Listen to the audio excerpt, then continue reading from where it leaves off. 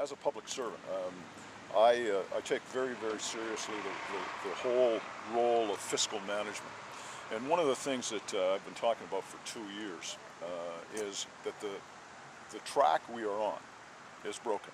The system, the model that we use is broken. It cannot and will not ultimately be sustained, I believe.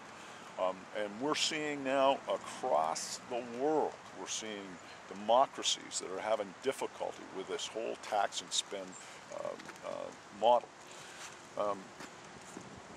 Let's take a look at what we did this year.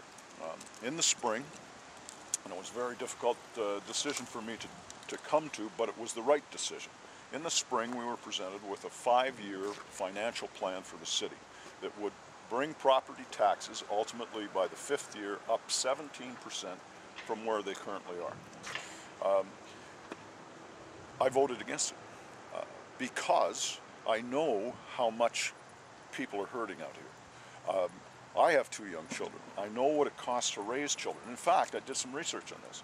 It costs in Canada, the United States, we're fairly comparable.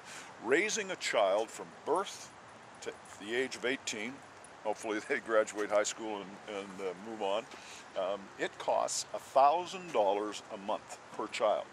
Well, you start factoring that in to your costs. That's, if you have 2 children, as I do, that's $2,000 a month that those children are consuming, if I have $2,000 a month for them to consume. It's going to be $180,000 to $220,000 per child to get them from cradle to graduation. How many people try? The pockets are empty. We cannot continue to go and require people to pay from money they don't have, from bank accounts that are empty. We cannot do that any longer. We dealt with a second issue flowing from that, and that was to give the mayor and councillors a pay increase.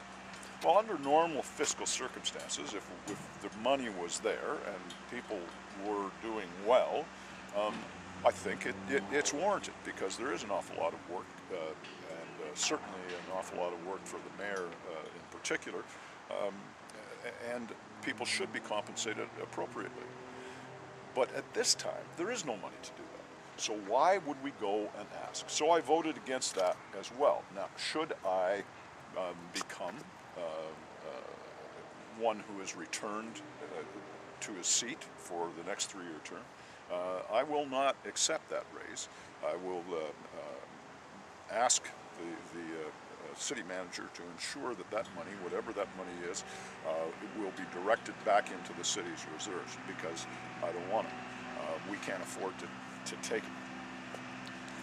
So, having said all of that, I believe we are at a time in history where we need to sit down at this model, and we need to look at that model, and we need to make some changes to that model so that we don't go over Lemming Boulevard and end up getting off of the cliff. And we're all headed that direction. There's no question about it. My Scottish historian by the name of Sir Francis Anthony, I believe it was, who studied democracies, and he spent a lifetime doing it.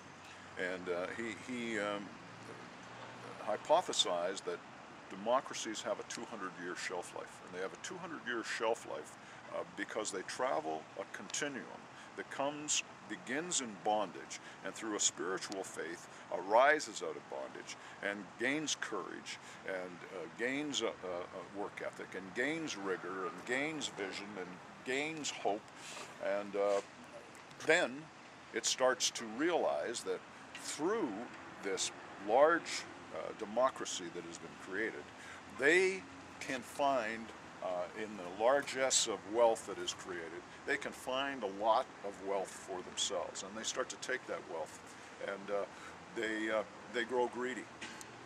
And not only do they grow greedy, but they grow apathetic.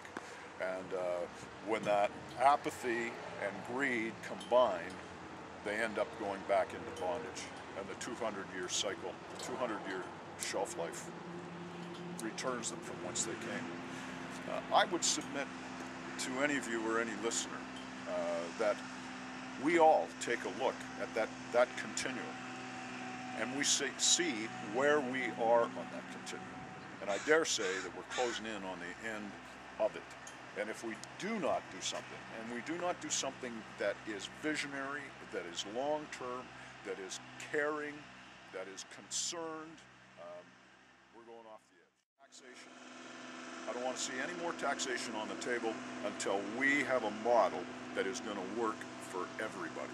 Not just for the rich, not just for the corporate giants, but for everybody. I'm Bill MacGregor, your public servant.